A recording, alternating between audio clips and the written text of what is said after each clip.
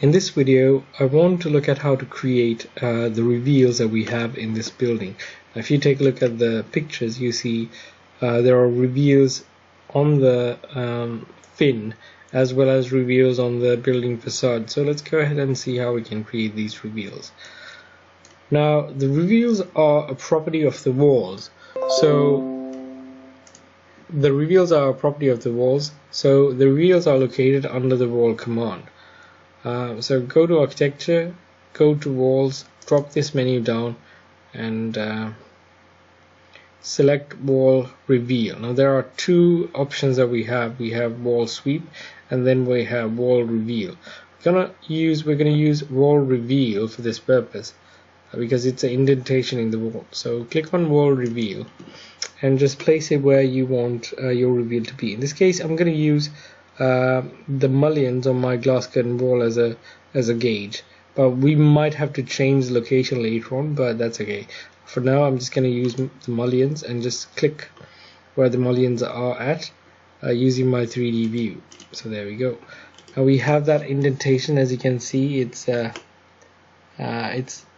just this mullion. Maybe we need to if we select the reveal that we just created, we can just move it just a little bit lower so that we don't see the mullion cutting across this concrete wall, which is virtually impossible to happen in real life.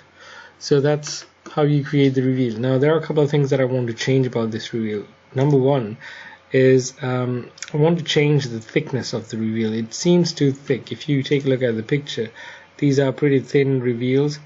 Indentations on the wall, these are thicker, but these are pretty thin. So I'm going to change that. You can go ahead, once you select the reveal, go to the properties panel, click on edit type and go to the profile and drop that menu down. Now you'd probably see a couple of profile types. I'm going to use the one brick because that's the thinnest one that we have right here, and let's see, once I click on apply, it should make it smaller, and that seems to be reasonable. So I'm going to say OK. Now we can probably bring it up a little bit. So I'm going to have it selected. I'm going to click on press on my arrow keys, the up arrow key, to bring it a little bit to the closer to the mullion that we have. So the next thing that I want to do is, if you take a look at the pictures, it wraps around this wall, so we need to wrap around the wall.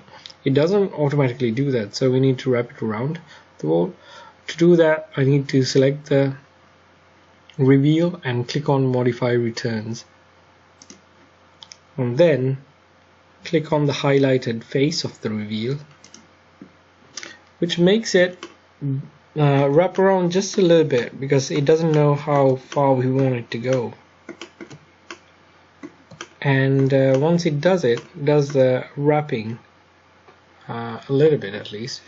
Next, what we need to do is we need to click on this blue dot here and just drag it up to wherever we want it to go.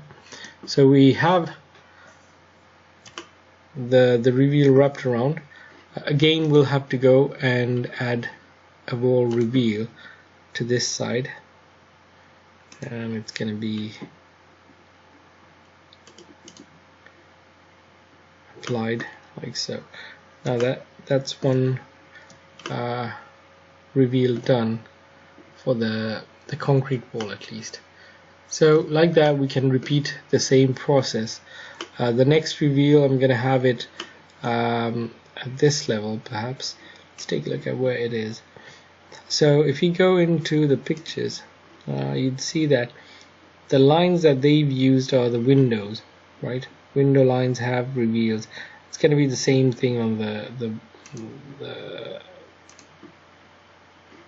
fin as well. So if you go back, corresponds the fins reveals correspond to the reveals on the building facade. So I'm going to use that. But maybe it's not going to work enough. We might want to perhaps start with the windows so that we can continue that across to this wall. But since it's not going to be like super accurate, I'm just going to create reveals on this wall, the concrete wall, which are not going to match with the other walls that I have. So that's going to be okay. I'm going to use these mullions as my guidelines. So I'll have 2 more here that I'll be creating. And in the next video, let's take a look at how we can add the reveals on the brick facade as well.